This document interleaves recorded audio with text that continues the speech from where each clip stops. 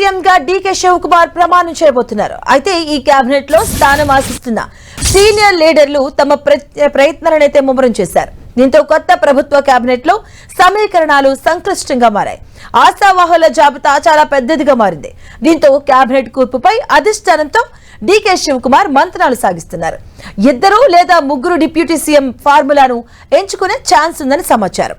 అలాగే మరోవైపు సిద్ధరామయ్య కుమారుడు యతీంద్రకు మంత్రి పదవి ఇస్తామని హైకమాండ్ హామీ ఇచ్చింది. అలాగే గత 3 ఏళ్లుగా మంత్రి పదవి కోసం ఎదురు చూస్తున్న సీనియర్ నేత బసవరాజ్ శివన్న కూడాను గుడ్ న్యూస్ కోసం ఎదురు చూస్తున్నట్టుగా చెప్పారు. అలాగే పాత కేబినెట్ లోని పలువురు మంత్రులకు ఉద్వాసన పలికి కొత్త వారికి అవకాశం కల్పించే అవకాశాలున్నాయని తెలుస్తుంది.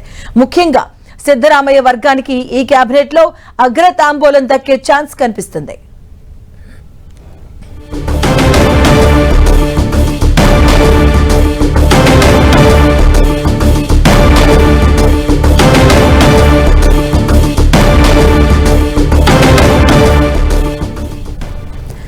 ఎల్లుండి కర్ణాటక సీఎంగా డీకే శివకుమార్ ప్రమాణ స్వీకారం చేయబోతున్నారు. అయితే ఈ కేబినెట్ లో స్థానం ఆశిస్తున్నటువంటి సీనియర్ లీడర్లకు తమ ప్రయత్నాలను అయితే ముమ్మరం చేశారు. సిద్ధరామయ్య కుమారుడు యతీంద్ర కూడాను పదవి ఆశిస్తున్నారు. గత 3 ఏళ్లుగా మంత్రి పదవి కోసం ఎదురు చూస్తున్నట్టు సీనియర్ నేత బసవరాజ్ శివన్న వరకుడును ఆశిస్తూ ఉన్నారు. కేబినెట్ కూర్పుపై అధిష్టానంతో డీకే శివకుమార్ మంత్రాలు చేస్తూ ఉన్నారు. ముమ్మరంగా ప్రయత్నాలు చేస్తున్నారు సీనియర్ లీడర్స్ అందరూ కూడా. దీంతో కొత్త ప్రభుత్వ కేబినెట్ లో సమీకరణాలు అయితే సంక్లిష్టంగా మారిన పరిస్థితి కనిపిస్తుంది. ఆశావాహుల జాబితా కూడా చాలా పెద్దదిగా మారింది. ఈ నేపథ్యంలో కేబినెట్ కూర్పుపై అధిష్టానంతో డీకే శివకుమార్ మంత్రాలు సాగిస్తూ ఉన్నారు.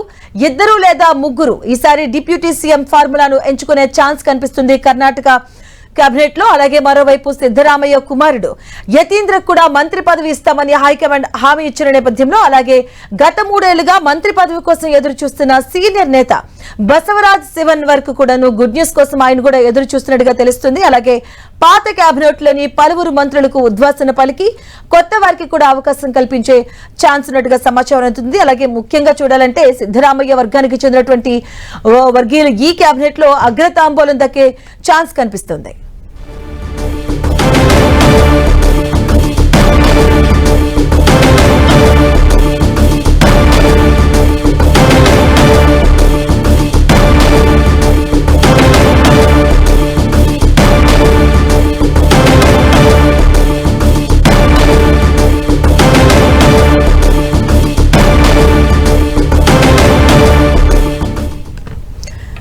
కర్ణాటక కేబినెట్ లో స్థానం ఆశిస్తున్నారు సీనియర్లు. దీనికోసం ప్రత్యామ్నాయ మార్గాలు కూడా వారు చూస్తున్నారు. కొత్త ప్రభుత్వ కేబినెట్ లో సంక్లిష్టమైనటువంటి సమీకరణాలు అయితే కనిపిస్తూ ఉన్నాయి. కర్ణాటకలో కొత్త కేబినెట్ ఏర్పాటులో సంక్లిష్ట పరిస్థితులు అయితే కనిపిస్తున్నాయి. చాలా ఆశావాహుల లిస్టు కూడా చాలా పెద్దదిగా కనిపిస్తుంది. అలాగే ఈసారి కేబినెట్ లో సిద్ధరామయ్యకు చెందినటువంటి మంత్రివర్గం కూడా వారు ఎక్కువగా ఆశిస్తూ ఉన్నారు. అలాగే వారు కూడా ఎక్కువగా అగ్రతాంబూలం లభించే అవకాశం కూడా కనిపిస్తుంది. అలాగే గత 3 ఏళ్లుగా మంత్రి పదవి కోసం ఎదురు చూస్తున్నటువంటి సీనియర్ లీడర్ బసవరాజు శివన్ వరకు కూడా గుడ్ న్యూస్ కోసం ఆయన ఎదురు చూస్తున్నారు. కేబినెట్ కూర్పుపై మరోవైపు అధిష్టానంతో డీకే శివకుమార్ అయితే మంత్రాలు చేస్తున్నారు. అలాగే పాత కేబినెట్ లో ఉన్న వారికి కొంతమంది మంత్రులకైతే ఉద్వాసన పలికి అలాగే ఆ స్థానంలో కొత్త వారిని తీసుకునే అవకాశం కూడా కనిపిస్తుంది.